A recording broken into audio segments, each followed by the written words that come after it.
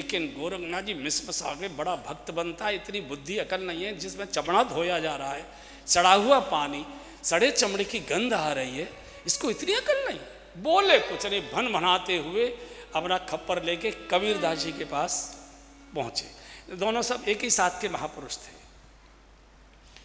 तो बातचीत होने लगी। बोले ये क्या है? अरे बोले बहुत सिद्धाई का नाम सुना था रैदास का, वो तो सामान्य व्यवहार भी नहीं जानता है।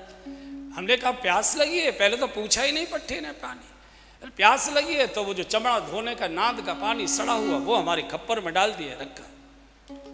अच्छा ऐसा हो? कबीरदास ऐसे ही बावले से बोल रही। अच्छा, तो इनकी छोटी बेटिया कमाली ये पास में ही बैठी थी, इनकी बातों में वो थे, दोनों बातों में मशगूल, और गट गट करके कमाली ने वो जल पी लिया।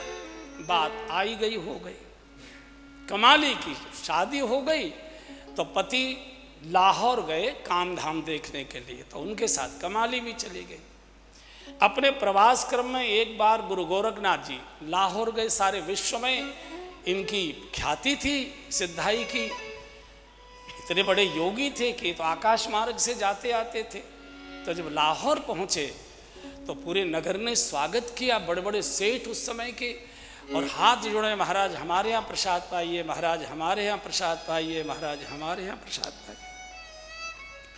तो गोरखनाथ जी ने कहा भाई मेरी एक शर्त है, मेरा ये खप्पर है, जो मेरे खप्पर को भर देगा अन्न से मैं उसके यहाँ प्रसाद पा लूँगा। बहुत लोगों ने भरने की बोरियाँ पलटी, बहुत कोशिश की, लेकिन वो तो सिद्धाई का खप्पर था, किसी से नहीं भरा गया। पूरे नगर में शोर हो गया, एक ऐसे बाबा आए हैं जिनका खप्पर कोई भर नहीं पा रहा है, बड़े बड़े सेठ नहीं भर पा रहे हैं, और वो प्रसाद तभी पाएंगे, उसी के घर पाएंगे जो खप्पर भर देगा। तो महिलाओं के द्वारा कमाली ने भी बात सुनी। तो पति शाम को काम से लौट कर आए तो कहा जी बाबा गोरखनाथ आए हुए हैं, पिताजी से बहुत उनका प्रेम रहा, आप कहिए ना कि उनकी बिटिया यहाँ है, हमारे यहाँ प्रसाद पाले। अरे पगली, तुझे मालूम है उनका खप्पर भरना चाहिए, कोई सेठ बड़े बड़े साहूकार नहीं भर पाए। अरे कोई बात, आप कह कर तो देख लो, भरेंगे, कोशिश करेंगे, नहीं भरा जाएगा वापस लौट जाएंगे, कम से कम मैं दर्शन तो कर लूंगी। अब पत्नी की जिद मानना ही पड़ता है, पत्नी सबकी एक सी होती है ना, उसमें कोई अंतर नहीं होता। तो कहा, जहाँ गोरखनाथ जी टिके थे, बाबा डरते डरते एक प्रार्थना कर रहा हूँ, बोलो। बोले कि मेरी जो पत्नी है वो बहुत थोड़ी जिद्दी है, और उसकी इच्छा है कि आप उसके आंगन में, उसके चौके में बैठकर प्रसाद पाएं। भैया तुमने सुना नहीं, मेरी तो प्रतिज्ञा है, जो मेरे खप्पर को भरेगा मैं उसके यहाँ प्रसाद पाऊंगा। बोले उसने कहा है कि कोशिश करेंगे, अगर भर जाए तो एक बार चलो देखते हैं। भाई गोरखनाथ जी आ गए, और कमाली ने चावल उबाले हुए थे, जो पूर्वी उत्तर प्रदेश की थी, वहाँ सब चावल ही भोजन करते थे। तो चावल उबाले हुए थे, उसने एक चम्मचा, जो चमचा होता है, वो चावल लिया और खप्पर में डाला, खप्पर पूरा भर गया। गोरखनाथ जी दंग रह गए। बोले बेटा ये तूने कमाल कहाँ से सीखा, ये तूने कमाल कहाँ से सीखा? बोले कबीर बाबा से। कबीर बाबा से? हाँ। तुम कौन हो? बोले मैं कबीर बाबा की बेटी हूँ, मैं कबीर बाबा की बेटी हूँ। तो तुरंत बिना भोजन किए प्रसाद पाए योग मार्ग से, और सीधे की सीधे। तो ये पूछा था कि तुमने ये कमाल सीखा कहाँ था? बोले आप उस दिन बाबा जी के पास बैठे थे, नहीं मेरे पिताजी के पास, तो आपके खप्पर में जो जल भरा हुआ था वो जल मैंने पी लिया था, तो ये उसका कमाल है। अब आप कहाँ से लाए थे मुझे मालूम नहीं, लेकिन ये उसकी महिमा है, उस जल की। सीधे योग मार्ग से काशी आए, कहीं नहीं गए, सीधे रैदास जी के यहाँ पहुँचे, और बिना कहे बिना पूछे जो पानी भरा हुआ था नाद में, खप्पर डुबोए और पीने को जैसे हुए तो रैदास जी ने हाथ पकड़ लिया, बाबा ये सड़ा हुआ पानी मत पियो। बोले नहीं नहीं, इसका बड़ा कमाल है। बोले नहीं, अब इसका कमाल नहीं है, अब ये केवल सड़े हुए चमड़े के पानी का धोवन है। फिर वो क्या है? बोले वो कमाल था तब वो कमाल कैसे हो गया? बोले जब पियाते थे तब पिया नहीं, हम जब आपको पिला रहे थे तब आपने नखरे के पियाते थे तब पिया नहीं, जिन पिया पिया को जान लिया, भूला जोगी फिरे दीवाना, वो पानी मुल्तान गया, वो तो यहाँ नहीं, वो तो मुल्तान चला गया। इतने सिद्ध थे रैदास जी, काशी नरेश दर्शन। और वो तो घटना आपने सुनी है, मनचंगा की कटौती में गंगा, पड़ोस में एक पंडित जी रहते थे। अरे कभी कभी गंगा में नहाया करो, बड़े भक्त बनते हो। बोले क्या करें, मनचंगा तो कट है, सब ढो गए, मनचंगा तो कटौती में गंगा। एकादशी का दिन था, तो अरे आज तो चलो कम से कम ये एकादशी है आज। बोले मेरे पास तो टाइम नहीं है, ऐसा करो ये केला ले लाओ, गंगा जी को चढ़ा देना प्रसाद, और कह देना ये रैदास ने भेजा है, और गंगा मैया कुछ दे उसे ले। हाँ गंगा मैया तेरे लिए देगी, तू बड़ा भारी, कोई बात नहीं। गई, वो स्नान किया, जो भी पंडित जी ने अपना पूजा पाठ किया, और वो जो केला था गंगा जी को अर्पित किया कि रैदास भगत ने भेजा है आपके लिए प्रसाद। और जैसे गया तो गंगा जी का हाथ बाहर आ गया, और बहुत सुंदर मणि जड़ा हुआ स्वर्ण का कड़ा, और कहा ये मेरा प्रसाद रैदास को जाकर दे देना। आ गए, नहाया ही पंडित जी, हाँ गंगा जी में हमारा प्रसाद चढ़ाया। हाँ बोले गंगा जी ने कुछ दिया? पहले तो बोले नहीं, पहले तो बोले नहीं, कुछ गंगा माँ ने कुछ कहा तो डर के मारे कहीं गंगा का श्राप ही न हो जाए, तो वो प्रसाद दिया। तो रैदास जी ने कहा कि वो कबीरदास जी ने कहा, नहीं रैदास जी ने कहा कि आप ही ले जाओ, चूँकि आपको मिला है, हम क्या करेंगे इसका, आप ले जाओ। पंडित जी तो पहले ही चाह रहे थे, जाकर पंडितानी जी को दिया। ये अलौकिक। पंडितानी का ऐसा करो, हम पहनेंगी तो राजा छिनवा लेगा जरूर कि कहाँ से चोरी करके लाए, पंडित जी के यहाँ कहाँ से आ गया। ऐसा करो इसे बेच आओ, रुपए पैसे से मकान बना लेंगे, गली की जगह कहीं दूर कॉलोनी में चलेंगे। बेच दिया एक सराफ को। इतना बढ़िया सुंदर कड़ा रत्न जड़ित शराब ने सोचा कि बड़ी चीज़ तो राजा को देनी चाहिए, बड़े लोगों से भेंट देकर संबंध अच्छे जुड़ जाते हैं तो आगे काम आएंगे, टैक्स वैक्स कम कर देंगे, छापे नहीं डालेंगे, हमारा सराफे का बड़ा काम है। तो जाकर उनको भेंट कर आए। राणा ने रानी को दिया, रानी देख के मचल गई, बोले दूसरा लाइए, दूसरा लाइए। कड़ा एक नहीं पहना जाता है, जो वो सुहाग का ये होता है मंगल का, ये एक नहीं पहना, ये दोनों हाथों में पहना जाता है, अशुभ है, मैं एक तो नहीं पहनूंगी। पता किया गया, शराब बुलाए, शराब ने कहा मुझे मार, बोले वो पंडित जी लेकर आए थे, पंडित जी बुलाए, बोले मुझे तो रैदास ने दिया था, रैदास जी बुलाए, बोलो गंगा जी का प्रसाद है। अच्छा, तो कहा कि जब तुम एक प्रकट करा सकते हो तो तुम गंगा जी से और भी प्रकट करा दो, चलो गंगा जी। बोले कहाँ चलेंगे गंगा जी, आओ लाओ, कहाँ है, डाल दो इसमें। और रैदास जी ने 2 बार 3 बार कहा, मन चंगा तो कटौती में गंगा, मन चंगा तो कटौती में गंगा। और पस भर के निकाला तो उसके जैसे निरे कड़े निकले आए। बोले राजा साहब जो पसंद आता है ले जाओ यहाँ से। तो ये गृहस्थी थे, ये कारोबारी थे, ये बाल बच्चेदार थे, घर नहीं छोड़ा, बाबा होके नहीं गए, जूते गांठते गांठते भगवान द्वार पर आते हैं, महिमा गाते हैं। इसलिए भक्ति का अर्थ ये नहीं घर छोड़कर चले जाना। हमारे कबीरदास जी जीवन भर कपड़े बुनते रहे, जीवन भर। एक बार पैठ में गए, पैठ में बेचे जाते थे कपड़े। एक साधु आ गया हमारे जैसा, गुरु भाई जय श्री राम। अब गुरु भाई आ गए तो बैठो जी, भाई तो भाई होता है। अरे था ना कपड़े, तो हम भी चाहते थे, बोलो क्या चाहिए। बोले कचला भी बनाना है, अल्फी भी बनानी है, लगोटी गमछा, और करते करते पूरा 20 मीटर का थान ले गए। कबीरदास जी बेचारे संकोच में पैसा न मांगे, अब गुरु भाई से मांगू तो मांगू कैसे, वो बिल्कुल हमारे जैसा मैं ही हूँगा मुझे लगता है। चला गया। अब सोचा 8 दिन में पैंट लगेगी, 8 दिन तक बालक का खाएंगे, तो डर के मारे कबीरदास जी गए नहीं घर। 2-3 दिन गायब, बालक भूखे। भगवान को चिंता हो गई, अरे राम राम राम क्या करें।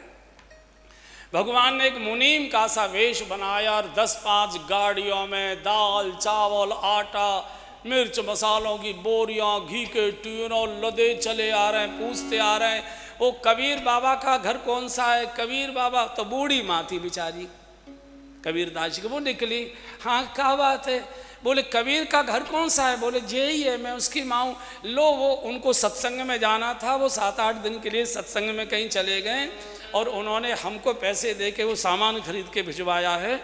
ये सामान, अरे नहीं नहीं ये हमारा नहीं है, हाकिम पकड़ लेगा, हमारी तो जरा सी आमदनी नहीं नहीं नहीं नहीं ये किसी और का माल है, गलत आपको रास्ता बदलो।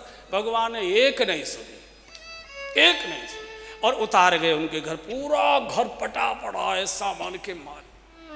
डरते डरते 3-4 दिन बाद कबीर बाबा आए, माँ से पूछा माँ ये सामान, बोले बाबा भैया एक मुनीम को आए थे, कहीं कबीर बाबा ने भेजा है ये सामान उतार। ओहो इतना सुनना था, कबीर तो इतना रोए, मेरे कारण मेरे प्रभु को इतना परिश्रम करना पड़ा। पूरा सामान ब्राह्मणों में काशी में बांट दिया और उसके बाद तो कपड़ा बुनना भी बंद कर दिया, अब नहीं बुने। भगवान जब इतनी चिंता, और वही कबीर ने कहा था कबीरा सोई पीर है जो जाने पर पीर, जो पर पीर न जानही सो काफर बे पीर।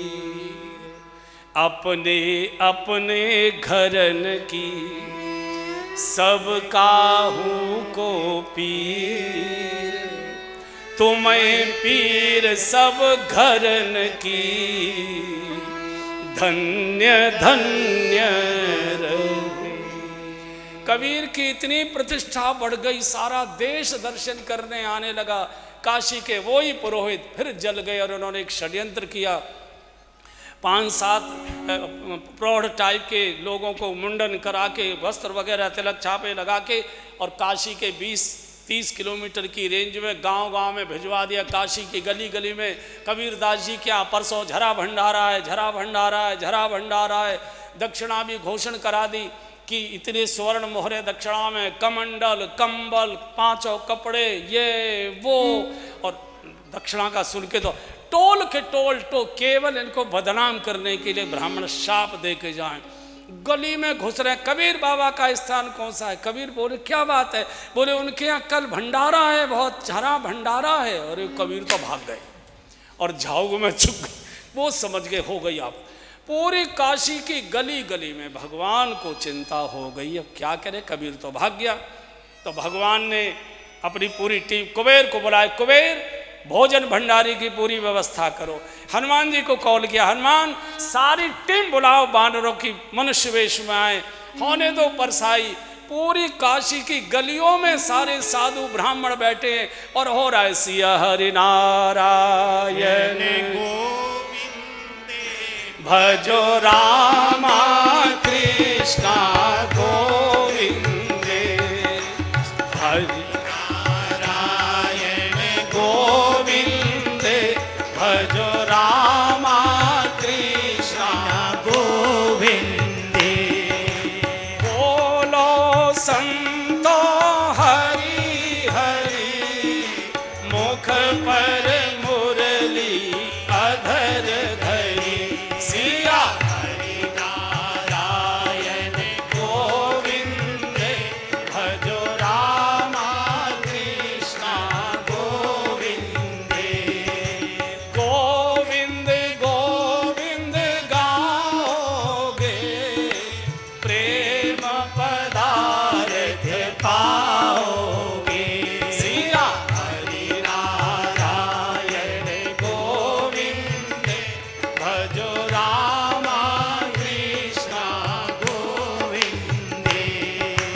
गोविंद नाम विसारोगे, जीती बाजी हारोगे, सिया हरि नारायण गोविंदे भजो रामा कृष्ण। पूरी काशी की गलियों में जय जयकार, और जैसे ही जय घोष बुलवाया हनुमान जी ने, राम कृष्ण देव की जय। अयोध्या धाम की जय, काशी विश्वनाथ भगवान की जय, गंगा मैया की जय, महाप्रसाद की जय। और सड़प ही सड़प होने लगी। हजारों साधु ब्राह्मण और बिना दांत वाला जब खीर पीता देखो कैसा बढ़िया लगता है। पूरा सबको दक्षिणा बांटी, कुबेर ने सबको दक्षिणा बांटी, सब कबीरदास जी की जय जयकार करते। माल इतना मिल गया, लुढ़क रहा है, किसी का कमंडल गिर रहा है, किसी का कंबल गिर रहा है, किसी का कुछ, लेकिन ब्राह्मण छोड़ने को तैयार नहीं। पूरा लाद लूद के सब ले जा रहे हैं। जब सब पंगत हो गई तो भगवान धीरे धीरे गंगा जी की ओर गए। तो कबीर ने झाऊओं में से देख लिया कि कोई ब्राह्मण, इसको खुशबू लग गई है कि यजमान यहाँ बैठा है। यजमान की खुशबू बड़ी जल्दी आती है और ये लगता है दक्षिणा इसको कम मिली है, ये मुझे ढूंढने आया है। तो कबीर और झाऊओं में घुस गए। भगवान ने जोर से पुकारा, है बाबा कहाँ भाग रहा है, वहाँ जा कबीर के दरवाजे पर। कितने जोर की पंगत हो रही है, कितनी दक्षिणा मिल रही है, ठिठुरा सा यहीं बैठा हो, चल। तो डरते डरते डरते डरते कबीरदास आए। माँ ने कहा, बेटा तू कहाँ चला गया, आज आफत आ गई थी। पूरा का पूरा वर्णन। और उसके बाद तो कबीर भगवान ही हो गए काशी के लिए। काशी नरेश ने किसी ब्राह्मण से दीक्षा नहीं ली, कबीरदास जी से दीक्षा ली। जुलाहे से दीक्षा काशी नरेश लेता है। तो भक्ति का अर्थ ये है कि भक्ति भीतर से बदलती है। भगवान को जो प्रिय है वो भक्ति है। जाते बेग द्रवों में भाई, कोई भी विरक्त को भगवान नहीं मिला, मिला तो गृहस्थ को मिला, मिला तो कारोबारी को मिला। हम और आप जितने हैं, ये विश्वास रखिए, भाव रखिए कि मानस गाते रहेंगे, कथा सुनते रहेंगे तो एक न एक दिन भगवान की झांकी अपने को भी मिलेगी। प्रतीक्षा करिए। भक्ति में दो ही लक्षण हैं, धैर्य और प्रतीक्षा। शबरी जी की प्रतीक्षा और अहिल्या जी का धैर्य। अहिल्या जी का धैर्य भगवान को अहिल्या के द्वार पर ले आया और शबरी जी की प्रतीक्षा। 18 साल की लड़की बैठती है, भगवान के नाम में घर से भाग कर आई। 78 वर्ष की उम्र थी जब शबरी के द्वार पर भगवान आए थे। जो प्रतीक्षा कर सकता है धैर्य पूर्वक, भगवान उसके द्वार पर आकर कुंडी खटखटाते हैं। धैर्य रखिए, प्रतीक्षा रखिए, भरोसा रखिए। शेष आगे की यात्रा अब कल